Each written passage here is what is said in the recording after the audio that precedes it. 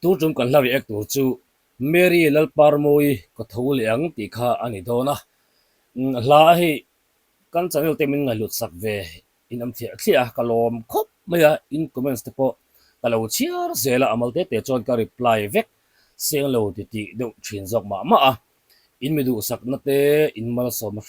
rang te kan chiar hian kalom em a pathian puin khang in tong kam te mal min som teng te kha ati thon lawang ti ka ring tata a lu ko khop maya maro chu request te in nei ve thina ai ti ka du thin maro chu hun ka nei chep em a hun ka nei thol lo ve thin lu to ka lo chang chiat bok nen e zon na boy bok nen tu chu ma hianin Mary LALPARMAWII ka thol ang ti kha hi request ran tampo takane ka mu le hriat china chuan kan ngai thanga lang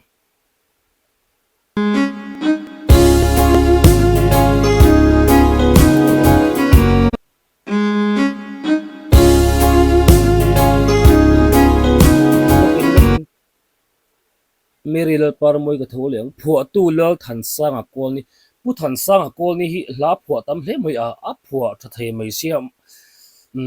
nikin arem changa engemo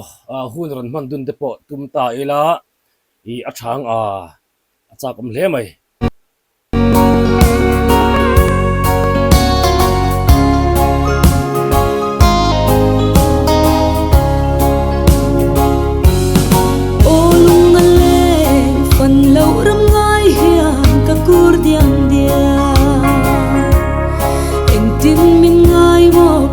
dam pui den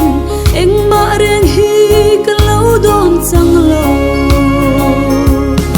zai on kho pui ngai oi lo acha khat na kha olu ngaleng fan lo ram ngai hian ka kur diam ningani olu ngaleng aran tingal athuk le a o kha aran lung len thak ngal zia kha tro fan lo ram ngai ka kur diam hai mishing thil takin lo ngai thlain lo dor ta ni la kha thil la thu kha fan lo ram ngai han kur diam hi chitero bara chu khatiang zong kha ani lawa hi tu tuma hianin fan oi ama Christian te hian mo arin ne metin kan chatuan hun tur kan van ram kan thlak lel em kan ha chomna kan chatuan hun tur ngai hian kan rum thina chumi ngai ingini kan ram ngai em chu kan la ngai box si lewani chumi kan la mu ngai lo chu kan ngai box sia mak deuh mai chu kan thlahel em mai sia chumi kan la fan ngai mi lo ram ngai chumi zun leng chuan mo min phuar tata kan ngai vong zela kan la mulo kan la fang box si lo chu fan lo ram ngai chuan ka kur diama mo ka hring chan pui te hian eng tin nge min do nang min lo ngai tu ang ti re po ka don chang to lo mo chu tiang khop chon heram hi ka ngai ani chu fan lo ram ngai chuan ka vek ani mo ati nang do kha ni ngoro kan ngai thali lok acha khat na tang khan olung ale fan lo ram ngai hian ka kur diam eng tin min ngai mo ka shing dam pui den eng ma reng hi ka lo don chang lo zai on kho pui ngai ka cha ni tam nge ye ta chuan an le shing lam dana ka chen nu te rang thawang khuan nun na thing par moi ten na bo me thafam chang ma ila churam theng turin ka thau le ang khovela song boy le lungai ten min chim china ka shing nun par moi ka vui liam ni chuan thu thung ram moya ka loi ve ang zai on kho pui ngai ka cha ni tam nge ye ta chuan an le shing lam dana ka chen nu te rang thawang khuan nun na thing par moi ten na bo me thafam chang ma ila churam theng turin ka thau le ang kha anunga khanin Mary nunga khanin zai thiam te ho apu than sanga khanin ka hriat una nunga lo thu khamo tungeni adang hei lai mi pa hi pu than sanga ling ka hria asil le la pangami hi mei chia hi thar te kha de tak ka hria ka hre sualem e manil hla tiang hian ro puile moi tak phu aveta ni ila hla zai thiam em main ka hla phu angei mei ka han sa se la tiang khopian nung nal lutukin sa se la an bula lo thu ve ila ava han nuam don tak puthan sa ngai mo khu angai ko tha ti a hriat sin ka feel top ngeni aril ru om ang khumo ke po ni ila kaming phal lawang ka ring lo Mary o te hi avan fai ve a fai cha mo ngeni an mizo takin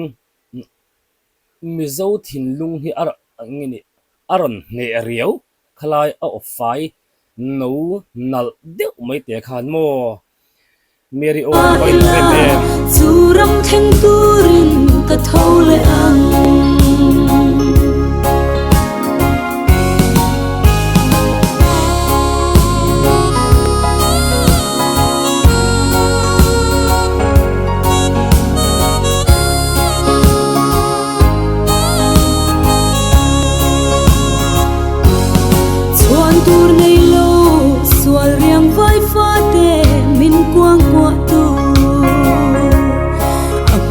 thiang hlim mi tenan dam pui chin dam pui be sein karon pan che ame la dik aming thiang hlim lal i su aming aming chok po min dam pui chin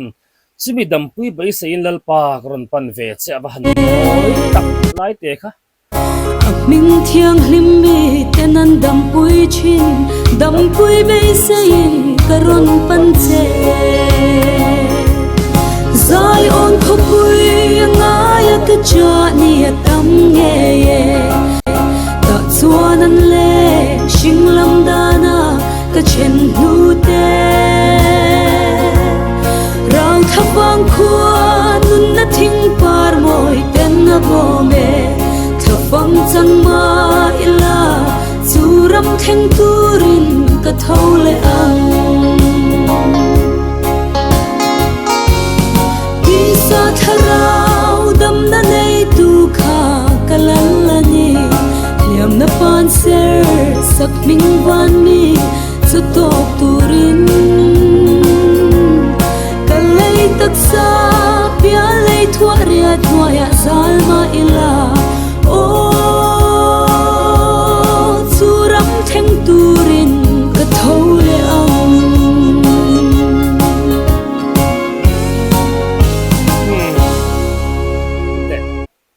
ato paron o hun kha avahan tai mi avahan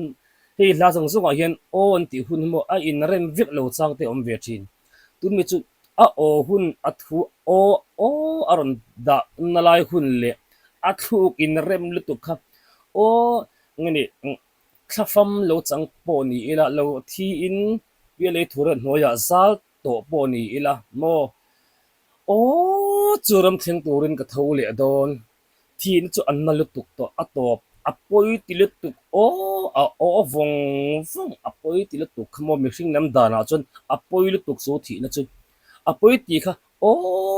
mo o vong vong to ta chonin chu thi la chu tok mai la ai ro pui zo kin ran thau chuak le tur churam theng turin ka tho le ang ava han ro pi ava han mo maro chu kha achang to ber autonomy ingani kha ti sa tharau dam na nei tu kha kalal ani ti la tak kha athu a dei lo to lo po ni anga ka ui dewa ti sa taksa rilaru le tharau rilaru kha ti tel se lai ka lo ti du to ka mara chu athu ina dei lo athu an rem kha ain rem to lo de po ni anga kan taksa le tharau dam nan hian lalpa hi kan ti thina kan dil thina taksa le tharau dam na ni mai lewa real runate depression kan ti tunai khovel depression kan ti song song te lu chi ai yang chi te real runat na nei te mo ngai zong ne na kanin kar boina wanga real runat na te chung ko in hir ngo na ram in chu na wang ril ro om na te hliam tuar te kan fa kan tu kan nu pui kan pasal Asian na wang thil sang sang wang kan ril runat na teng de po himon lalpa a hian dam na om thin chimi dam na muthiam tu chuan Calvary Hospital a amma hian avain admita amma thu ain admit na hian Calvary doctor hiam taksa ril ru tharau apumin alo ti dam thina ni amen avan duk pi tak em tro ngoro o atop lai khangai thale lokang o avan ro pui em nuam em phong chân ma on khóc vui ngay cái cha ni tâm nghe ye ta chuan an le sing lam dana ka chen nu te rang thawang khuan nun na thing par moi ten na bo me tha phong chân ma ila churam theng turin ka thole ang sa tharau dam na nei tu kha kalalani liam na pan ser sak ming van mi chu tok turin kalai taksa pia lei thua ria thua ya salma ila o churam theng turin ka thole ang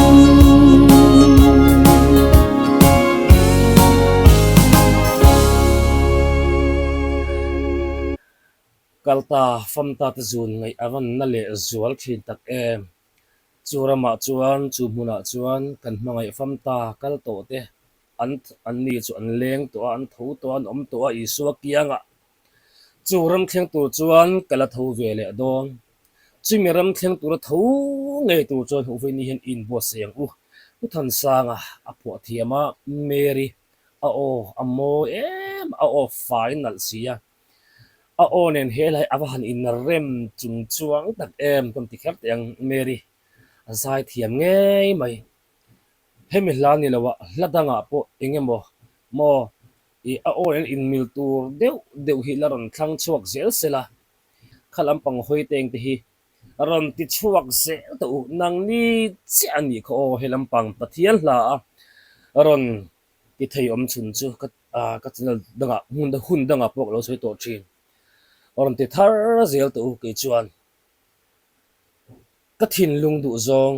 ka mu thina ni tiang huna hian du tuma tan chuan in du tok le hot mayang o